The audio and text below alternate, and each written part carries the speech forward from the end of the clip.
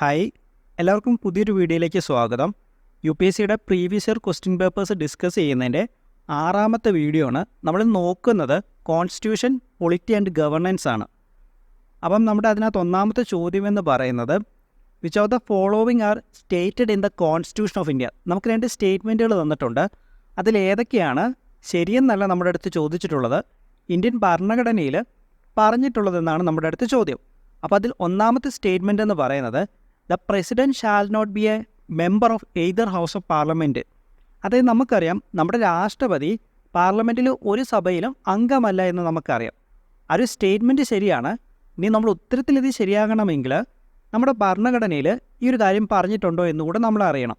Indian ഭരണഘടനയുടെ article 59 പ്രകാരം ഇന്ത്യയുടെ രാഷ്ട്രപതി പാർലമെൻറ്റിലെ ഒരു സഭയിലും അംഗമായിരിക്കുകയില്ല. അപ്പോൾ നമ്മുടെ ഒന്നാമത്തെ സ്റ്റേറ്റ്മെൻറ്റ് അതുകൊണ്ട് തന്നെ ശരിയാണ്. ഇനി നമ്മുടെ രണ്ടാമത്തെ സ്റ്റേറ്റ്മെൻറ്റിലേക്ക് വരാം.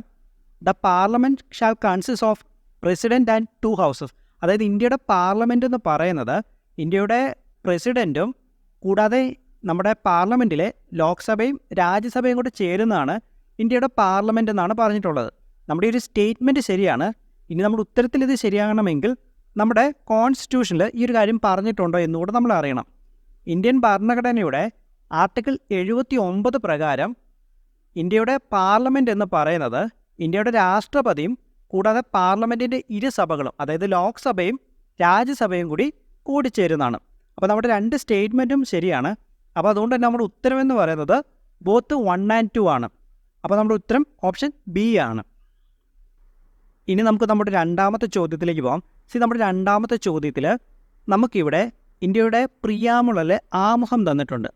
ആമുഖം തന്നിട്ട് അതിന് താഴെ നമുക്ക് ഈ ഒരു ചോദ്യം ഇങ്ങനെ ചോദിക്കാം: ഇന്ത്യയുടെ കോൺസ്റ്റിറ്റ്യൂഷൻ അസംബ്ലി എന്നാണ് നമ്മുടെ ഭരണഘടന അഡോപ്റ്റ് ചെയ്തതെന്ന് ഡയറക്റ്റ് ചോദിക്കുന്നതിന് പകരം നമ്മുടെ മുഴുവൻ പ്രിയാമ്പിൾ തന്നിട്ട് ആ അഡോപ്റ്റ് ചെയ്ത ഡേറ്റിന് പകരം ഒരു എക്സ് ഇട്ടേക്കുവാണ്.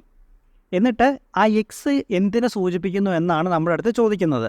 ബേസിക്കലി അത് നമ്മുടെ ഇന്ത്യൻ ഭരണഘടന അഡോപ്റ്റ് ചെയ്യുന്ന ദിവസമാണ്. അപ്പോൾ ഈ ഒരു ഇന്ത്യൻ ഭരണഘടന അഡോപ്റ്റ് ചെയ്യുന്ന ദിവസം ഞാൻ നമ്മുടെ സിറ്റിസൺഷിപ്പ് പഠിപ്പിച്ച സമയത്ത് നമ്മുടെ പൗരത്വമായിട്ട് ബന്ധപ്പെട്ട ക്ലാസ്സുകൾ വന്ന സമയത്ത് ഞാൻ പറഞ്ഞായിരുന്നു, ഇന്ത്യയിൽ പൗരത്വവുമായിട്ട് ബന്ധപ്പെട്ട കാര്യങ്ങളെല്ലാം നിലവിൽ വരുന്നത് ഇന്ത്യയുടെ ഭരണഘടന കമൻസ്മെൻറ്റ് ചെയ്യുന്ന ഡേറ്റിനല്ല. അതായത് 1950 ഇന്ത്യയിലെ സിറ്റിസൺഷിപ്പുമായിട്ട് ബന്ധപ്പെട്ട പ്രൊവിഷനുകളെല്ലാം നിലവിൽ വന്നത്. അത് ഇന്ത്യയുടെ കോൺസ്റ്റിറ്റ്യൂഷൻ അസംബ്ലി നമ്മുടെ കോൺസ്റ്റിറ്റ്യൂഷൻ അഡോപ്റ്റ് ചെയ്യുന്ന അന്ന് തന്നെ പൗരത്വവുമായിട്ട് ബന്ധപ്പെട്ട പ്രൊവിഷനുകളെല്ലാം നിലവിൽ വന്നിരുന്നു എന്ന് ഞാൻ പറഞ്ഞു. ആ ഡേറ്റ് എന്നാണ്? 1949 നവംബർ 26 കോൺസ്റ്റിറ്റ്യൂഷൻ അസംബ്ലി നമ്മുടെ കോൺസ്റ്റിറ്റ്യൂഷനെ അഡോപ്റ്റ് ചെയ്യുന്നത്. സോ അപ്പോൾ നമ്മുടെ ചോദ്യത്തിൻ്റെ ഉത്തരം എന്നാണ്? നമ്മുടെ ചോദ്യത്തിൻ്റെ ഉത്തരം എന്ന് പറയുന്നത് ബി ആണ്. 26th day of November 1949. അതായത് നവംബർ 26, 1949 നമ്മുടെ ഉത്തരം. ഇനി നമുക്ക് നമ്മുടെ മൂന്നാമത്തെ ചോദ്യം നോക്കാം. മൂന്നാമത്തെ ചോദ്യം എന്ന് പറയുന്നത് which one of the following schedule of the constitution of India contains provisions regarding anti defection act. നമുക്ക് ഇന്ത്യൻ ഭരണഘടനയുടെ ഏത് ഷെഡ്യൂളിലാണ് ആൻറ്റി ഡിഫെക്ഷൻ ആക്ട് അല്ലെങ്കിൽ കൂറുമാറ്റ നിരോധന നിയമത്തെക്കുറിച്ച് പ്രതിപാദിക്കുന്നത് എന്നാണ് നമ്മുടെ അടുത്ത് ചോദിച്ചിട്ടുള്ളത്. നമുക്ക് 4 ഷെഡ്യൂളുകൾ തന്നിട്ടുണ്ട്. നമുക്കതിനകത്ത് ഒന്നാമത് തന്നിട്ടുള്ളത് സെക്കൻഡ് ഷെഡ്യൂളാണ്. എന്താണ് ഇന്ത്യൻ ഭരണഘടനയുടെ രണ്ടാമത്തെ ഷെഡ്യൂളിൽ പറയുന്നത്? ഇന്ത്യൻ ഭരണഘടനയുടെ രണ്ടാമത്തെ ഷെഡ്യൂൾ എന്ന് പറയുന്നത് നമ്മുടെ ഇന്ത്യയുടെ രാഷ്ട്രപതി, governors, Lok Sabha speaker, deputy speaker, ലോക്സഭയുടെ തന്നെ ഡെപ്യൂട്ടി സ്പീക്കർ, ഇവരുടെ അലവൻസസും പ്രിവിലേജസും എമോൾമെൻസും ഒക്കെ ആയിട്ട് ബന്ധപ്പെട്ട പ്രൊവിഷനുകൾ ഡീൽ ചെയ്യുന്ന ആ ഷെഡ്യൂൾ, ആർട്ടിക്കിളല്ല ഷെഡ്യൂളാണ് ഇന്ത്യൻ ഭരണഘടനയുടെ രണ്ടാമത്തെ ഷെഡ്യൂൾ എന്ന് പറയുന്നത്. ഇനി അടുത്ത ഓപ്ഷൻ എന്ന് പറയുന്നത് 5th ഷെഡ്യൂളാണ്. എന്താണ് 5ാമത്തെ ഷെഡ്യൂൾ എന്ന് പറയുന്നത്? ഇന്ത്യൻ ഭരണഘടനയുടെ 5ാമത്തെ ഷെഡ്യൂൾ എന്ന് പറയുന്നത് നമ്മുടെ അസം, മേഘാലയ, ത്രിപുര, മിസോറാം ഈ 4 സംസ്ഥാനങ്ങൾ ഒഴികെയുള്ള ഷെഡ്യൂൾഡ് ട്രൈബും ഷെഡ്യൂൾഡ് ഏരിയാസിൻ്റെയൊക്കെ അഡ്മിനിസ്ട്രേഷനും കൺട്രോളുമായിട്ട് ബന്ധപ്പെട്ട കാര്യങ്ങൾ ഡീൽ ചെയ്യുന്ന ഷെഡ്യൂളാണ് ഇന്ത്യൻ ഭരണഘടനയുടെ 5ാമത്തെ ഷെഡ്യൂൾ എന്ന് പറയുന്നത്. ഇനിയുള്ളതാണ് നമുക്ക് 8ാമത്തെ ഷെഡ്യൂൾ. എന്താണ് ഇന്ത്യൻ ഭരണഘടനയുടെ 8ാമത്തെ ഷെഡ്യൂൾ?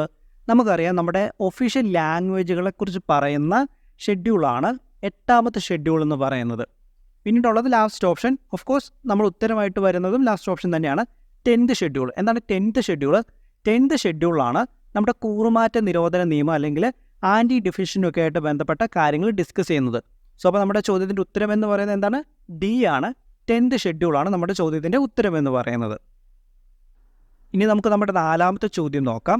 നമ്മുടെ 4ാമത്തെ ചോദ്യം എന്ന് പറയുന്നത് the constitution of India recognise. അത് നമുക്ക് വിവിധ തരത്തിലുള്ള മൈനോറിറ്റികൾ തന്നിട്ടുണ്ട്. ആ മൈനോറിറ്റികളിൽ ഇന്ത്യൻ ഭരണഘടന അംഗീകരിക്കുന്നത് ഏതെന്നാണ് നമ്മുടെ ചോദ്യം. അപ്പോൾ അതിനകത്ത് 1ാമത്തെ ഓപ്ഷൻ എന്ന് പറയുന്നത് ഓൺലി റിലീജിയസ് മൈനോറിറ്റീസ്, മതപരമായിട്ടുള്ള മൈനോറിറ്റീസിന് മാത്രമേ നമ്മുടെ കോൺസ്റ്റിറ്റ്യൂഷനിലെ ഭരണഘടന പ്രകാരം അംഗീകരിക്കുന്നുള്ളത്.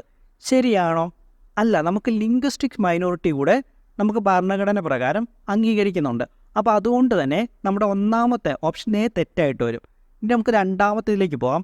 2ാമത്തേലേക്ക് പോകുന്ന സമയത്ത് ഓൺലി ലിംഗ്വിസ്റ്റിക് മൈനോറിറ്റീസ്, ഭാഷാപരമായിട്ടുള്ള മൈനോറിറ്റീസിനെ മാത്രമേ നമ്മുടെ ഭരണഘടന അംഗീകരിക്കുന്നുള്ളൂ. ശരിയാണോ? അല്ല, നമുക്ക് റിലീജിയസ് മൈനോറിറ്റി കൂടെ ഉണ്ട്. പിന്നെ നമുക്ക് ഓപ്ഷൻ സിയിലേക്ക് പോകുന്ന സമയത്തേക്ക് റിലീജിയസും ലിംഗ്വിസ്റ്റിക് മൈനോറിറ്റീസും നമുക്കുണ്ട്. നമുക്ക് മതപരമായിട്ടുള്ള മൈനോറിറ്റീസും ഉണ്ട്, ഭാഷാപരമായിട്ടുള്ള മൈനോറിറ്റീസും ഉണ്ട്. ഇനി നമുക്ക് ഓപ്ഷൻ ഡി നോക്കാം. നമുക്ക് റിലീജിയസ് മൈനോറിറ്റീസും ഉണ്ട്, ലിംഗ്വിസ്റ്റിക് മൈനോറിറ്റി അതായത് ഭാഷാപരമായിട്ടുള്ള മൈനോറിറ്റീസും ഉണ്ട്, അതുകൂടാതെ എത്നിക് മൈനോറിറ്റീസും ഉണ്ട്. നമ്മുടെ ഭരണഘടന പ്രകാരം എത്നിക് മൈനോറിറ്റീസിനെ അംഗീകരിക്കുന്നുണ്ടോ? ഇല്ല. അപ്പോൾ അതുകൊണ്ട് നമ്മുടെ ഉത്തരം എന്താണ്? നമ്മുടെ ഉത്തരം എന്ന് പറയുന്നത് ഓപ്ഷൻ സി ആണ്. റിലീജിയസ് ആൻഡ് ലിംഗ്വിസ്റ്റിക് മൈനോറിറ്റീസ്, അതായത് മതപരമായിട്ടുള്ളതും ഭാഷാപരമായിട്ടുള്ള മൈനോറിറ്റീസിനെ മാത്രമേ നമ്മുടെ ഭരണഘടന അംഗീകരിക്കുന്നുള്ളൂ.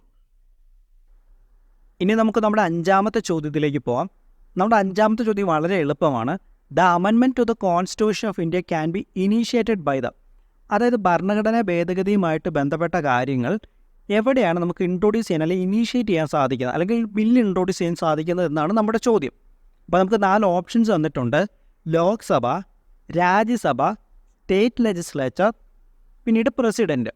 ഇതിൻ്റെ ഉത്തരം വളരെ എളുപ്പമാണ്. നമ്മൾ നേരത്തെ അമെൻമെൻറ്റ് എന്ന് പറഞ്ഞുകൊണ്ട് ഒരു ചാപ്റ്റർ പഠിച്ചിട്ടുണ്ടായിരുന്നു. അപ്പോൾ അതിൽ നമ്മൾ ഡീറ്റെയിൽ ആയിട്ട് പറഞ്ഞിട്ടുണ്ടായിരുന്നു, ഒരു ഭരണഘടനാ ഭേദഗതിയുമായിട്ടുള്ള ബന്ധപ്പെട്ട പ്രൊവിഷൻസ് ഇൻട്രൊഡ്യൂസ് ചെയ്യാൻ സാധിക്കുക അല്ലെങ്കിൽ ഇനീഷ്യേറ്റ് ചെയ്യാൻ സാധിക്കുക പാർലമെൻറ്റിൻ്റെ ഇരുസഭകളിലുമാണ്. അതായത് ലോക്സഭയിലും രാജ്യസഭയിലുമാണ്. അതായത് ലോക്സഭ 1ാമത്തെ ഓപ്ഷനും രാജ്യസഭ 2ാമത്തെ ഓപ്ഷനും. സോ നമ്മുടെ ഉത്തരം എന്ന് പറയുന്നത് എന്താണ്? നമ്മുടെ ഉത്തരം ഓപ്ഷൻ ഡി ആണ്. 1 and 2 ആണ്. ഒരു സംസ്ഥാന നിയമസഭയിലോ ഒരു പ്രസിഡൻറ്റിനോ ഈ പറയുന്നത് പോലെ ഒരു കോൺസ്റ്റിറ്റ്യൂഷൻ അമെൻമെൻറ്റ്, അതായത് ഒരു ഭരണഘടനാ ഭേദഗതിയുമായിട്ട് ബന്ധപ്പെട്ട കാര്യങ്ങൾ അവർക്ക് ഇനീഷ്യേറ്റ് ചെയ്യാനായിട്ട് സാധിക്കുകയില്ല. അപ്പോൾ അതുകൊണ്ട് തന്നെ ഓഫ് കോഴ്സ് നമ്മുടെ ഉത്തരം എന്ന് പറയുന്നതാണ് ഉത്തരം ഓപ്ഷൻ ഡി ആണ്. അപ്പോൾ ഞാൻ വീഡിയോ കൺക്ലൂഡ് ചെയ്യുന്നതിന് മുമ്പ് നമ്മുടേത് വളരെ ചെറിയൊരു ചാനലാണ്. നിങ്ങളുടെയൊക്കെ സപ്പോർട്ട് ഉണ്ടെങ്കിൽ മാത്രമേ നമുക്ക് മുന്നോട്ട് പോകുവാനായിട്ട് സാധിക്കുകയുള്ളൂ. അപ്പോൾ അതുകൊണ്ട് തന്നെ എല്ലാവരും ലൈക്ക് ചെയ്യണമെന്നും കമൻറ്റ് ചെയ്യണമെന്നും സബ്സ്ക്രൈബ് ചെയ്യണമെന്നും ഞാൻ റിക്വസ്റ്റ് ചെയ്യണം. അതുപോലെ തന്നെ വീഡിയോയിൽ എന്തെങ്കിലുമൊക്കെ പോരായ്മകളുണ്ട്, ഡെഫിനറ്റ്ലി നിങ്ങളത് കമൻറ്റ് ചെയ്യുക കേട്ടോ. വീഡിയോയിൽ എന്തെങ്കിലുമൊക്കെ പോരായ്മകൾ നിങ്ങൾ ഉണ്ടെങ്കിൽ അത് കമൻറ്റ് ചെയ്യുന്ന സമയത്ത് മാത്രമേ നമുക്ക് മിസ്റ്റേക്കുകൾ തിരിച്ചറിയുവാനും അതൊക്കെ കറക്റ്റ് ചെയ്യാനായിട്ട് സാധിക്കുകയുള്ളൂ. Okay, thank you. നമുക്ക് അടുത്ത വീഡിയോയിലൂടെ കാണാം.